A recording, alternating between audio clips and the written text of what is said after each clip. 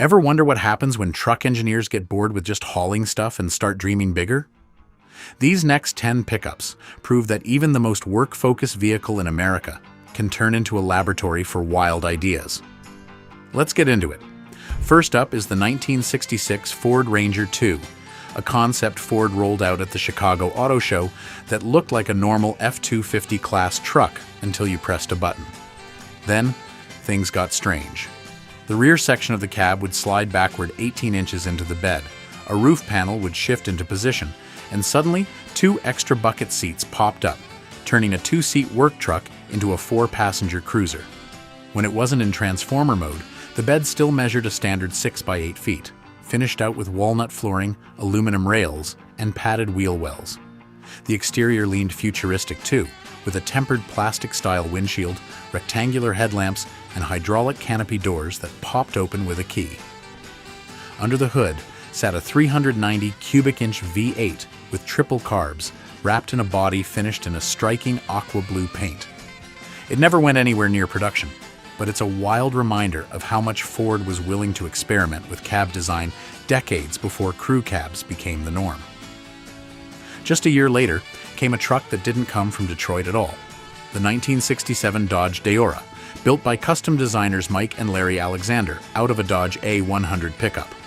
The Deora ditched side doors completely. Instead, the entire windshield tilted upward, letting passengers climb in from the front like they were boarding a spacecraft. That single design choice let the body flow in one uninterrupted line from the cab straight into the bed, something no factory truck of the era could match. Mechanically, it was still Dodge underneath, but visually, it redefined what a custom truck could even mean, and it's still remembered today as one of the most influential show trucks ever built. Moving into the 70s, American Motors tried something different with the AMC and Jeep badged Cowboy, built as a response to the wave of small pickups arriving from Japan. 3 prototypes came out of this project, each one slightly different.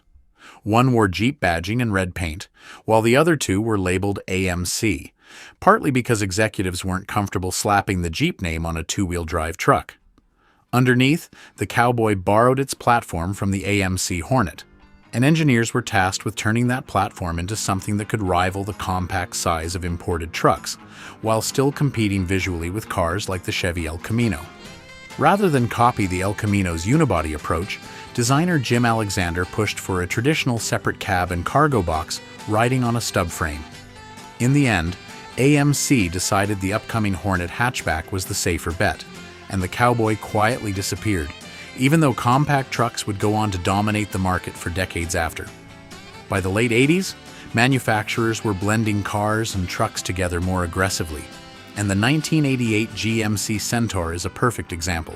GMC literally called it a car truck, and the name fit. Despite sharing dimensions with the compact S15 pickup, the Centaur sat noticeably lower and looked more like a sedan up front, complete with bucket seats and a rear bench that could hold 3 passengers. The strangest part was under the floor. The engine, a 3.0-liter inline-6, sat mounted behind the cabin and just ahead of the rear axle, paired with an experimental 5-speed automatic and all-wheel drive. Engineers threw in 4-wheel steering, anti-lock brakes, and self-leveling air suspension to push the car-like feel even further. None of it reached production, but a few styling cues from the Centaur's rear end eventually showed up on the Chevy S10 and GMC S15. The following year brought the 1989 Chevrolet XT2, which looked like someone had taken a Camaro IROC and squeezed it into truck form. But this wasn't just a styling exercise. It used a tube-frame chassis with built-in roll bars, because it needed to survive real racing duty as the pace vehicle for the kart PPG IndyCar World Series.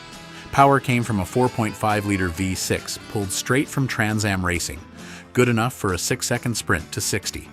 The wildest design touch was the giant sloped windshield, which doubled as the hood itself, lifting up on gas struts to expose the engine bay underneath. Add in a paint job that shifted between electric blue and purple depending on the light, and the XT2 became one of the most visually unforgettable concepts on this list, even if it never got anywhere close to a showroom floor.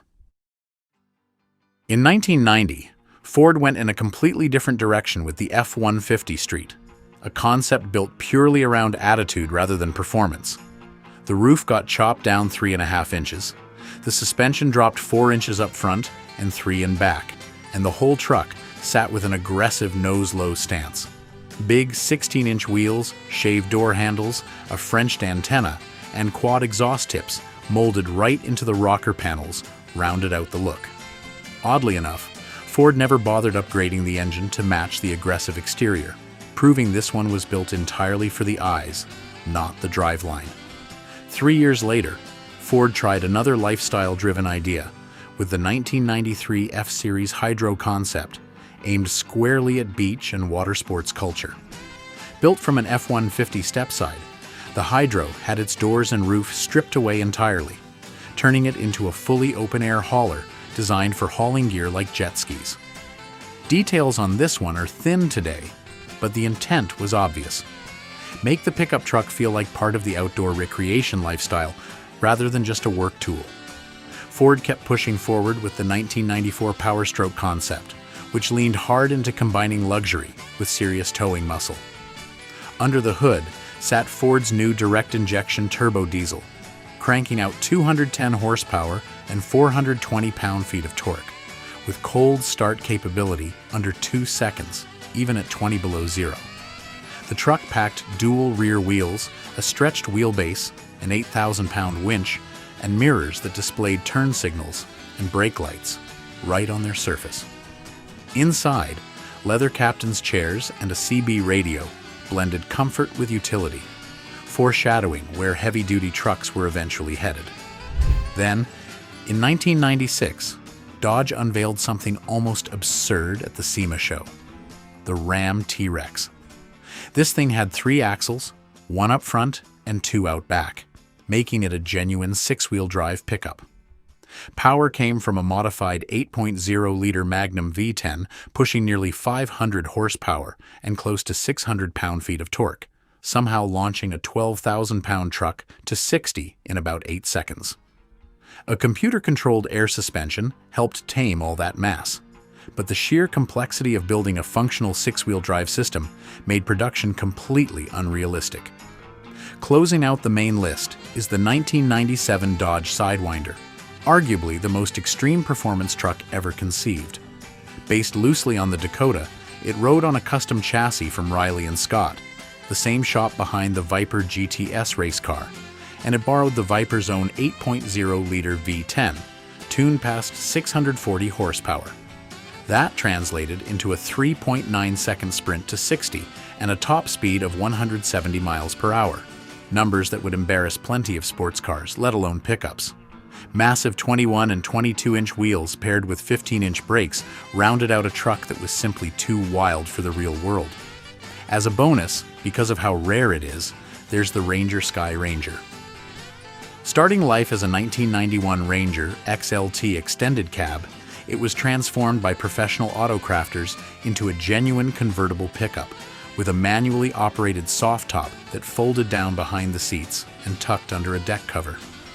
Bright red paint, custom graphics, and an optional aero kit gave it a distinct look, while a 4.0-liter Cologne Fifth 6- and 5-speed manual handled the mechanical side. Only 17 were ever made, making it one of the rarest factory-based conversions on this entire list. If you enjoyed this one, go ahead and subscribe and check out the recommended video on screen.